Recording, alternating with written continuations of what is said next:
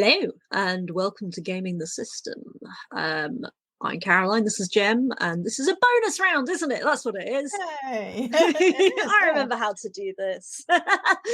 Today we are talking about Animal Crossing New Horizons. I hadn't actually checked with you, Jem, that we are only going to talk about New Horizons, aren't we? Because I don't know anything about the other ones. I haven't played any of the other ones either, so... Okay, good, yeah, right, that's all right then. Phew. Okay, so Animal Crossing New Horizons is a game on the Nintendo Switch that was released in early 2020 and was very popular because something else happened in early 2020, which was a global pandemic, yes. And people were happy to go to this lovely, wonderful world. And so that's what we're going to talk about today. So, Jem, you started playing Animal Crossing New Horizons on the Switch from Nintendo long before I did. I've only been playing since July of last year. So tell me, how did you get into it? What do you like about it? Where do you want to start? Well, I played Stardew Valley, which I'm sure we'll talk about at some point, and other similar sort of farmery games and things like that. And I just really like the whole building things, growing things, like just gentle gaming. And so that was sort of what piqued my interest about Animal Crossing, and it was just getting amazing reviews and stuff at the time, and pandemic had hit and we were all sat at home, and actually I didn't have huge amounts of time, but I used it as a good excuse. So I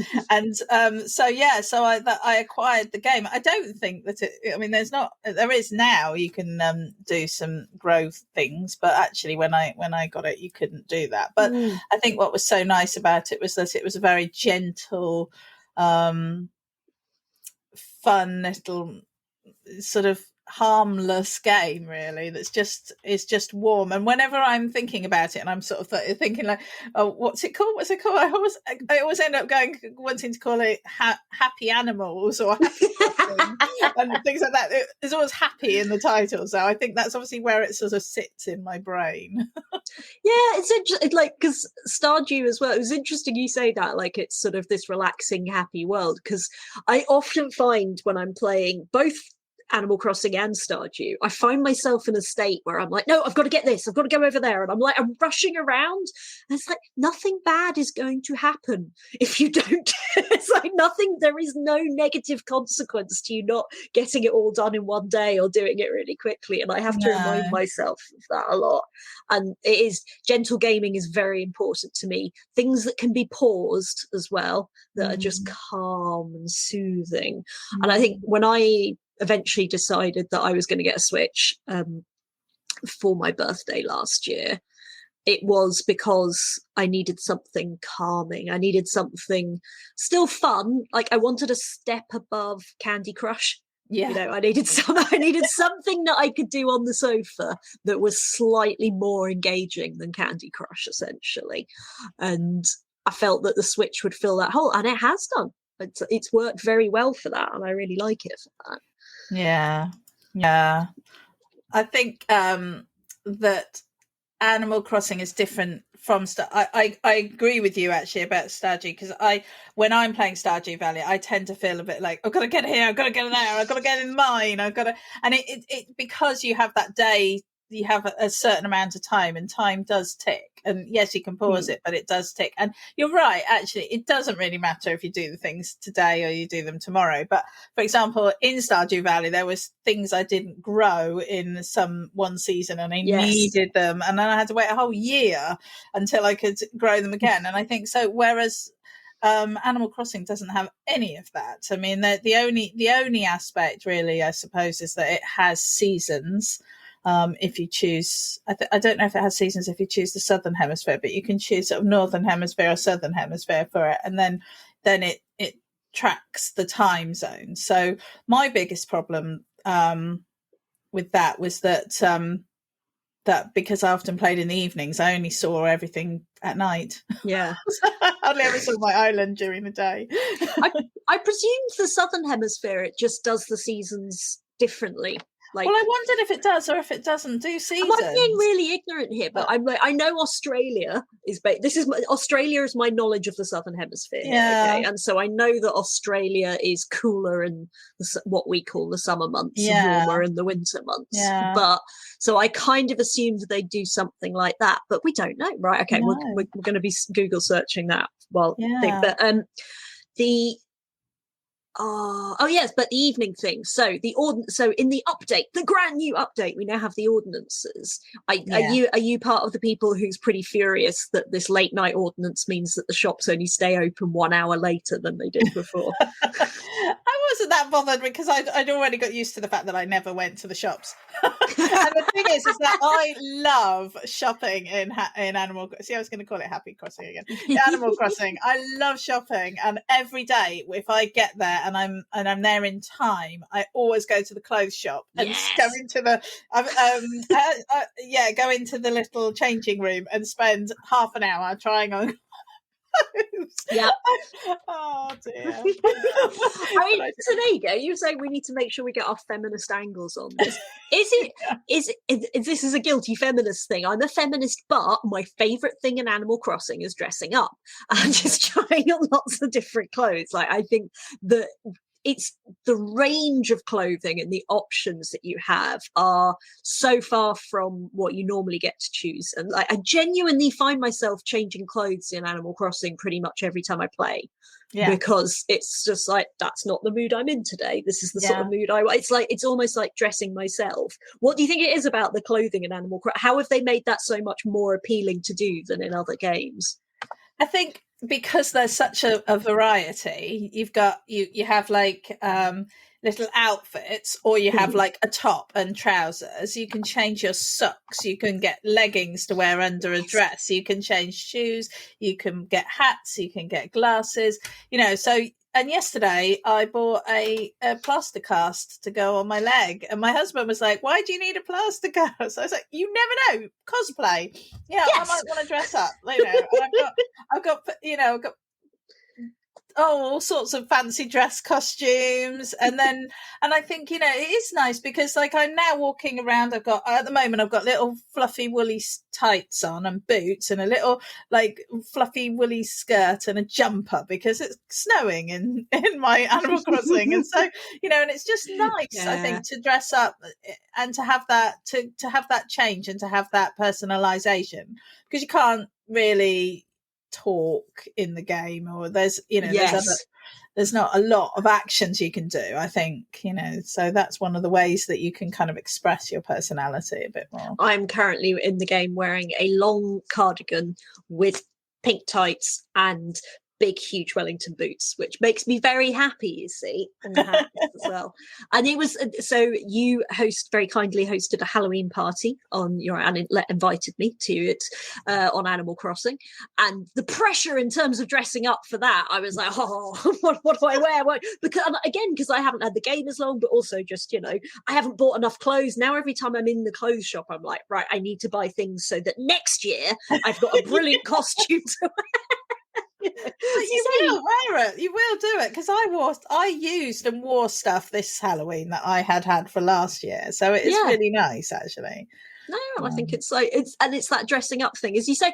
It is a bit difficult. And I kind of again, it's a nice thing with Nintendo, especially a game that is, let's be fair, largely aimed at children. We are two women around the age of 40 discussing this, but it's still fun if you're an adult. But I do think it's important to have that games that are, especially games that are aimed at young people, to not have to voice chat, basically, to not have the sort of things that we talk about here so often that allow horrible, misogynistic, racist, all that sort of abuse to get used online. It's lovely to have a world like that. But on the other hand, I found it really frustrating when I have played with you, when we've gone round to each other islands, that I'm basically WhatsApping you to say things. It would be nice if there was some option within the game to speak in a slightly... no, I think you're right. And I think they are doing more around that, but I think because it is aimed at kids and because they really want to keep it safe, they've been very conscious of that. But yeah, I think that is a problem. I mean, going round to other people's islands is a really fun thing to do. And when I first started playing, and we'd kind of got a basic island set up, and I am playing and do play it with my daughter. And actually my husband comes in and he'll play for an hour or something, go around and chop trees and stuff. And he, because that's men's work. No, I didn't mean you know, he goes around and does all the boring stuff that I can't be bothered to do, basically. But one of the things that we wanted to go to see somebody else's island, and my daughter was super excited about the idea of doing that.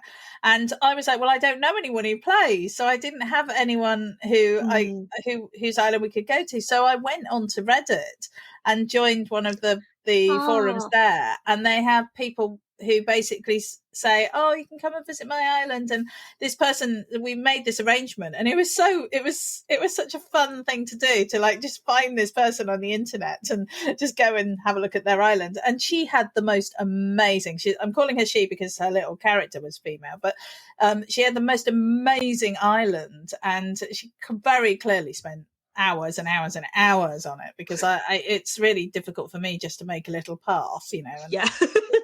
and I came away from it. My daughter loved it, and she was really nice, and she gave us loads of fruit, and she got us started on a whole load of stuff. And she had a whole section of like things that you might want laid out. So she clearly had guests regularly, and it was just really nice. And but I came back with complete like, oh my gosh, my island is never going to be good enough. It's never going to be like that. And it actually put me right off doing anything, because I just thought there's no way I can make it that good. And it just set me right back. But it is really nice having that sort of socialization, and the characters interact so cutely with little emotes and things that are just gorgeous to look at. And I think, you know, so that's fun when you go and see somebody, and basically all you can do is go like, like have little sparkles around your head. I know, I was like, I must queue up my better set of reactions to have. I mean, and so that next time we're on each other's island, I can react appropriately. I was like, damn it, I don't have the right emotes ready. Need hotkeys, really, don't you? But because it's quite a faff, even when you've got them set, it's quite a faff to kind of get to them. So I probably should look at some pictures. Let's look at some pictures now of Animal Crossing, and a nice simple segue. But look, so let's have some emotes. So this is tell us about this picture, Jem. Well, this is kind of funny actually, because when I was playing World of Warcraft, see, I managed to get shoehorn World of Warcraft in.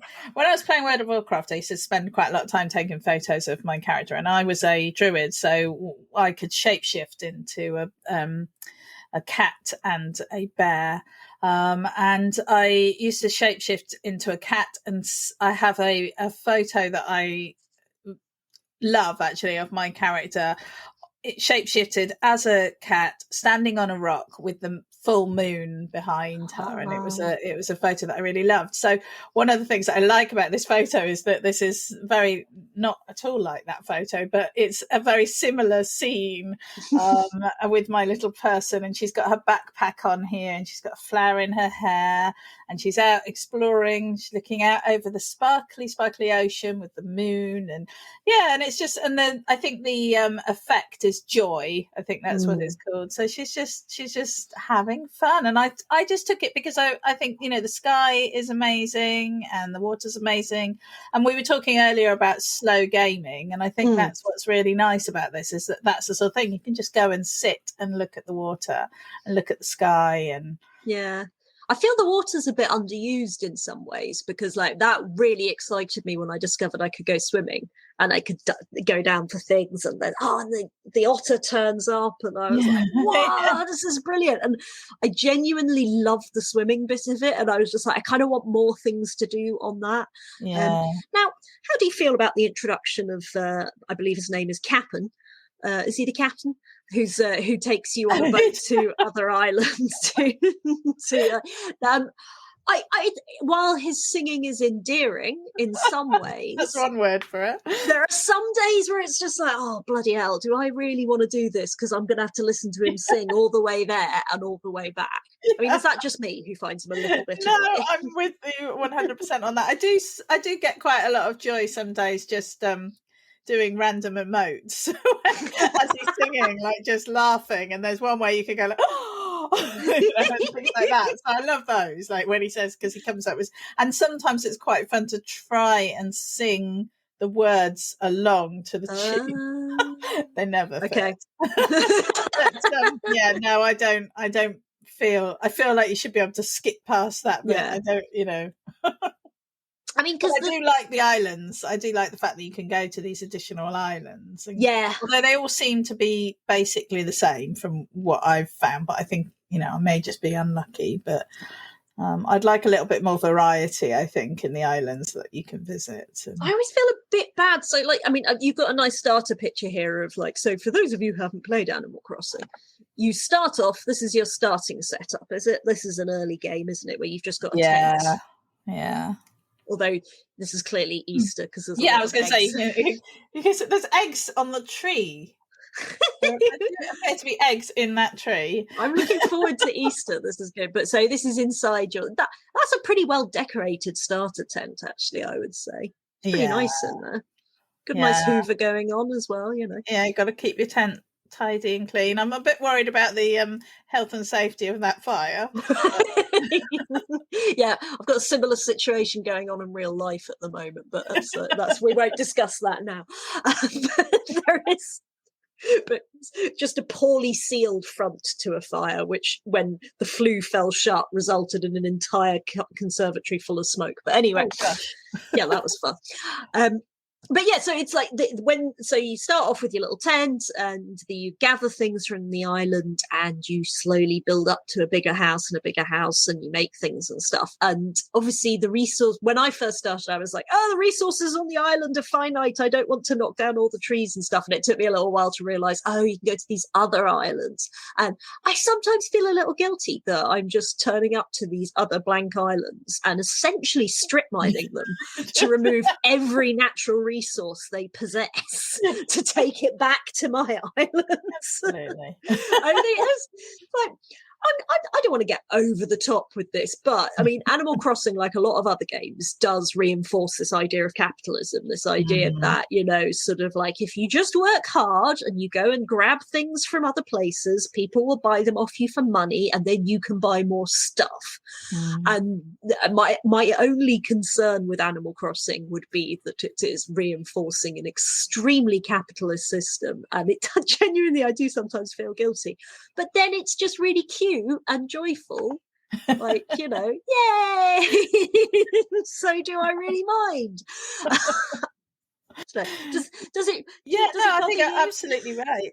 Yeah, no, I think you're absolutely. I think it really, really does reinforce the capitalist sort of approach to life. And I think, you know, it is problematic because I mean, Ian, they even have a sort of stock market thing going on with turnips. Oh no, we haven't even talked about turnips yet. So so again, for anybody who's not played this, and I explained this to my partner, and he was like, "You're talking shit. This is nonsense." And I was like, "No, seriously." On Sundays before midday, only before midday, which is a problem for me, you can buy turnips from this person who's selling them for her grandmother on the island. I don't quite understand that plot bit, but we'll get back to that anyway.